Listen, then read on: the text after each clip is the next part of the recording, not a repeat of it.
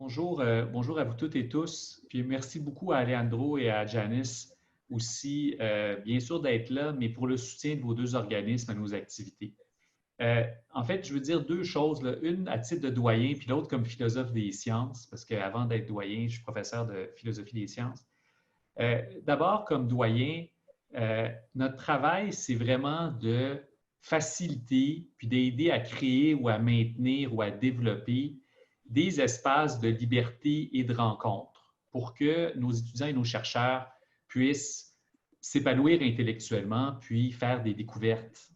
Et à ce titre-là, c'est toujours un plaisir de travailler avec Luc et tous les membres du CRM parce que vous avez créé il y a plusieurs années un lieu exceptionnel de rencontre. Et je dis exceptionnel, il est exceptionnel à deux titres. Il est exceptionnel, oui, pour son passé, mais surtout pour son potentiel continu de renouvellement. Puis je pense qu'on le voit avec l'activité d'aujourd'hui. D'une part, vous attirez constamment des nouveaux collègues avec des nouvelles thématiques. Ça, puis là, c'est ici que je passe de doyen à philosophe des sciences, là, c'est peut-être la meilleure métrique de la vitalité du CRM.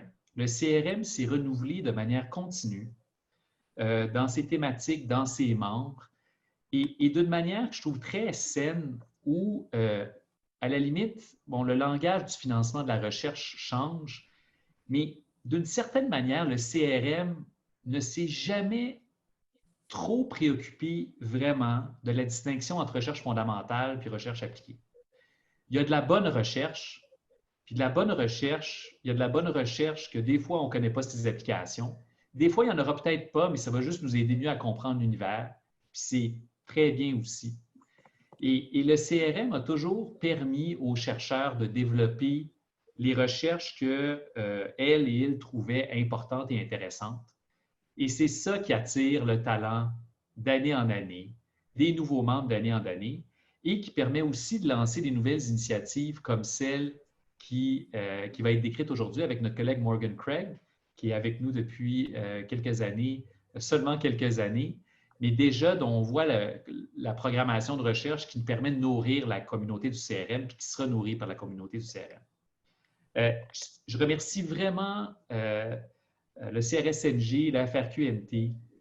Je remercie nos donateurs aussi d'avoir reconnu et de reconnaître la vitalité du CRM puis de soutenir ses activités au-delà des modes.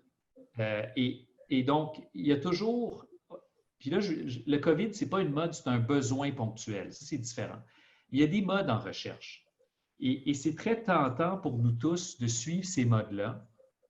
Et c'est notre responsabilité, notre exigence de se préoccuper de qu'est-ce qui est la recherche importante de manière intrinsèque au-delà des modes. Et c'est en faisant correctement ça qu'on est capable d'aider dans des moments de crise comme aujourd'hui.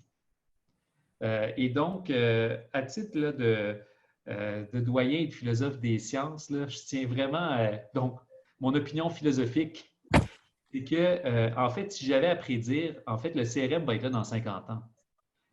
Et pourquoi? Parce que n'importe quelle institution qui est capable de créer ce milieu-là de liberté et d'échange et de se renouveler continuellement va toujours être pertinent et essentiel. Et donc, ben, je salue l'événement d'aujourd'hui puis l'initiative qui la sous-tend, mais je veux surtout saluer le travail de Luc, de Jean-Philippe Lessard, de toute l'équipe du CRM, puis de tous les chercheurs qui y participent, de montrer que, au-delà de fondamental appliqué, la bonne recherche va toujours attirer le talent puis va toujours aider à le former. Donc, félicitations à toute l'équipe, puis bonne chance dans cette initiative-là et les autres. Merci bien, Frédéric. C'est encore là de ta part aussi, c'est très, très apprécié. Et ces mots résonnent dans ce qu'on essaie d'accomplir. C'est vraiment l'excellence qu'on poursuit dans toutes ces déclinaisons. Et merci à toi aussi.